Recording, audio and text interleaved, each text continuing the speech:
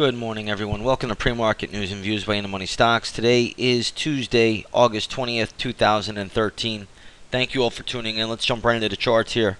We're going to start off with the usual S&P 500 E-mini futures. You're going to see that the E-minis are trading higher by 2.5 points at the moment. They have just pulled back off the morning highs.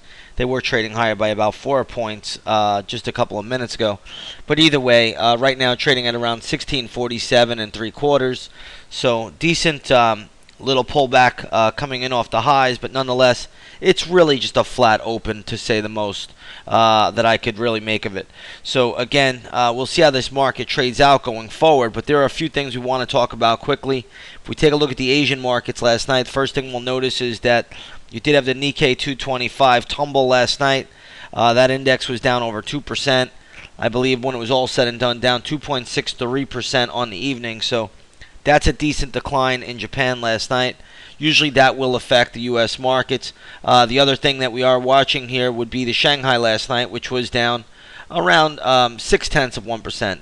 Not quite the same decline, but showed a little bit of weakness. On Friday last week, we had that big fat finger trader put that thing all the way up to 2,200. Then it came back in and finished lower on the session. Now we'll see if it's just putting in bearish consolidation, ultimately trade lower. The other thing we want to talk about when we go into the Asian markets is Indonesia last night falling again by another 3%. I'm not sure we want to make too much out of it, but not a pretty picture. And I think traders need to be a little bit cautious here. Now we're starting to see a lot of foreign markets, especially in Asia, really come under some severe pressure. Now this morning in Europe, we have the IBEX 35, which is Spain. That's down almost 2%. The FTSE MIB, that's down about 1.1%. The French CAC 40 down 1.1%. And the German DAX down about 0.6%.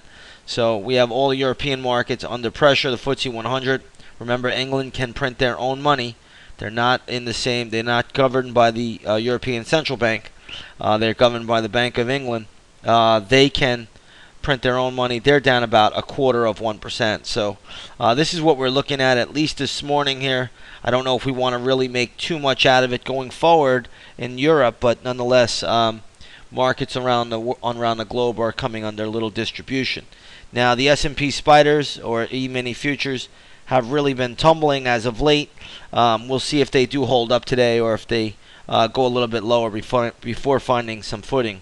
So again, we do have some levels. Come over to the chat room. We'll give you some levels on the E-minis that we are looking for.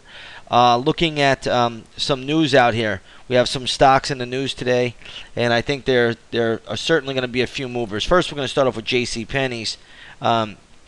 JCPenney's reported earnings. Earnings were worse than expected. Not a big surprise, simply for the fact that we knew the earnings were going to be pretty bad either way. So we don't want to make too much out of it.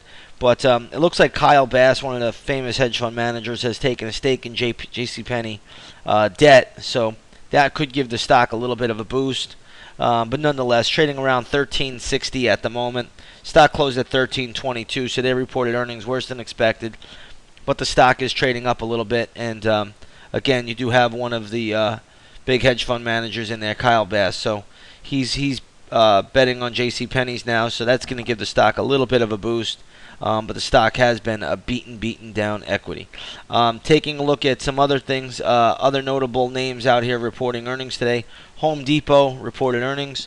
The stock got a quick surge and now trading right around $77.47. It's been beaten down a little bit, Home Depot. Definitely off its most recent highs.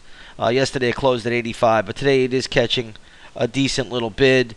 Best Buy is another stock that has had a pretty good pop, has come back in. We'll have some gap play levels for Best Buy this morning, so you may want to watch for that one as well. I also think Barnes & Noble's ticker symbol BKS is getting roasted and toasted. So this is another name that's down significantly this morning. We'll watch for this one as well. These are all stocks that will be in play today, so you want to watch for that one. Another one is Urban Outfitters, URBN. This stock is having a nice move to the upside. Closed at $39.92. Today it's trading at $43.63. So good little pop there. If you want the gap plays, just come over to the chat room. They'll be posted up. at 9 o'clock in the morning. So you want to see that. I don't believe we're going to have any big economic news today, but I do think that tomorrow we have I believe the minutes from the Federal Reserve last FOMC meeting, so that will be the big one tomorrow. Right now, I'm not going to make too much out of it. The other thing I want to talk about quickly is that when we look at bond yields today, bond yields are pulling back a little bit. They're down about 5.5 basis points to 2.829. So again, bond yields are pulling back a little bit. You could see it here. They're gonna open up right around 2.82. So 2.83. They're gonna open up right around here. So again, that's where bond yields are. That's gonna help some of the housing names and things of that nature, real estate, commercial real estate stocks, mortgage REITs. So lower bond yields will certainly help those equities. We are getting a pullback in bond yields this morning, so we want to take note of that. Yesterday, bond yields did reach the 2.9% level. Definitely a dramatic pop, but we want to definitely take notice of that going forward.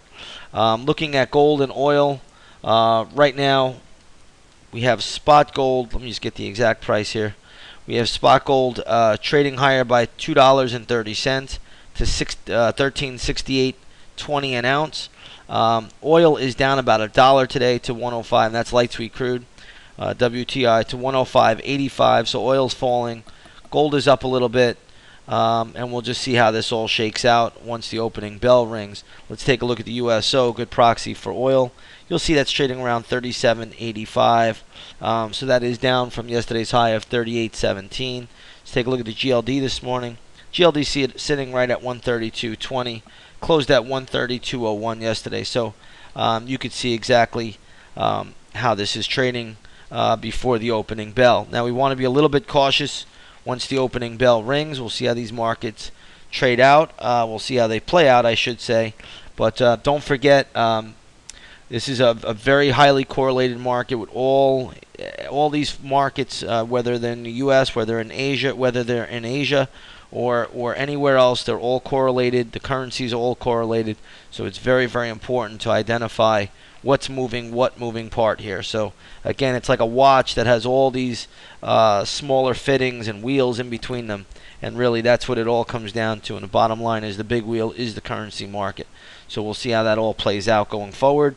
And again, just be prepared. We could have a little volatility today, and we'll see how it shakes out a little bit later. Futures are still higher by 2 points, although they've come in a little bit, nothing dramatic. And we'll see how this plays out at the opening bell. I want to wish you all a great trading day, and I'll see you on the charts.